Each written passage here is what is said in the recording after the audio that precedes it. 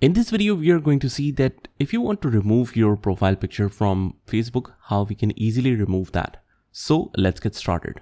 So first of all, you need to search for Facebook. Just open your profile and then just click on the right corner where it shows your profile icon and then click on profile. Now just click on the profile picture. Now we all know how we can replace a picture. You can just select a profile picture. But here we are going to see how we can completely remove that. As we can see that on the main menu, we don't find any remove option. So what we can do is just go to see profile picture. And from here, if you want to first download this, because we are going to remove this, just download that image and then just go to the three dots on the top right corner and then just delete the photo and click on delete. And now it's completely removed. So if you like the video, give it a thumbs up and I'll see you in the next one.